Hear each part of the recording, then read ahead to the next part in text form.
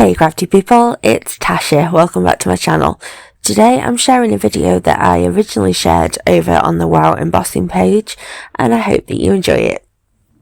Today we're going to add embossing to every element of this card because I love to make everything wow.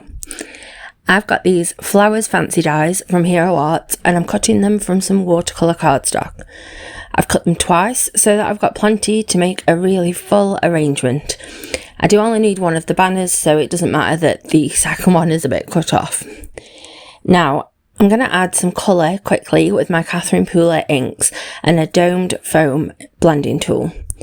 I'm using some heavy doodle memo tape to hold my die cuts, just to try and save my fingers from getting too inky, which isn't really going as planned, but the flowers are going to look good.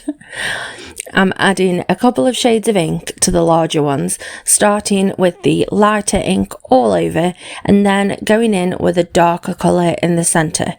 That's going to really help give them some more dimension and a little bit more interest. On the smaller ones though, I can get away with just using the one shade and I just add a little bit more of it into the centre. I didn't really have much of a plan necessarily when it comes to colour scheme. I knew that I wanted those largest flowers to be purple, but other than that, I just sort of went with whatever I was feeling at the time. So I know purples look really good with yellows and oranges because being on the opposite side of the colour wheel from each other, they are complementary. The foam applicator is a little too big for those smallest die cuts, so I'm swapping it out for an itty bitty blending brush. Sometimes I start adding a colour and realise that it's not quite right for what I want, like the first red that I was using.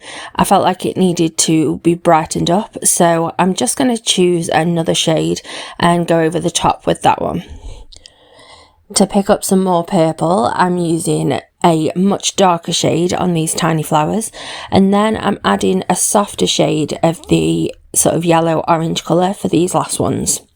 That repetition of colour is going to help balance out my finished arrangement. Another way to balance it out is I'm using the same shade of green across all of the foliage pieces.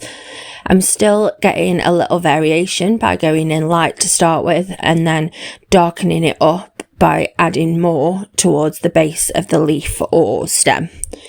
Backed those open flowers with some vellum. I just literally glued them on and then trimmed around the edges with some small scissors. Now onto our background whilst the ink on those flowers dries out. I've got this Ode to Andy Warhol bold print stamp from Hero Arts and I'm putting it into my Misty. You're going to need to remove the mouse mat or foam to stamp these rubber cling stamps, which I have already done. Then I've got an A2 panel of Nina £80 and I'm stamping with WOW ultra slow drying embossing ink, making sure that I've got a good amount of ink across the whole stamp, and then I'm using my pressure tool to make sure that I get an even coverage over the entire panel. Out comes my scrap paper and I'm pouring polished gold all over the panel, pouring it on and giving it some gentle taps just to make sure that that powder distributes and covers all of the details in this. It's kind of like a patchwork scripty design stamp. I'm noticing the edges aren't as well covered, so I'm kind of scooping a little bit back up and tapping gently, and that covers it. The embossing is covering the entire panel, so I'm going to need to hold it with some tweezers to be sure that my hands are out of the way of that heat. Then I'm heating it on setting 2 with a cork board behind it, both to protect my desk from the heat and also because this is actually going to heat up the powder and get it all set faster. It's still going to take a while to do a whole panel, so I have sped this up quite a bit, but as you can see I'm working across making sure that I hit every section. Now that it's cooled, I can add some colour to really help those flowers and embossing pop off the page. I've got my Big Mama blending brush from Altenew for this. I picked some Hero Arts reactive inks for this and I'm starting with the lighter shade. I want most of my colour concentrated on the bottom right hand corner, so that's where I'm starting, and I'm taking that colour up and out.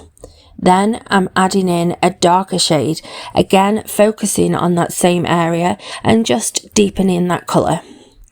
Once I'm happy with that colour, I'll go back in with the lighter to blend and soften that out into the white. Then just wipe the embossing off to get rid of any extra ink that's sitting on top of it. I've stamped and embossed a sentiment in that same polished gold powder onto the die cut banner, the one that didn't get cut off. And now let's add some fun embossed details to our flowers with a Wow embossing pen.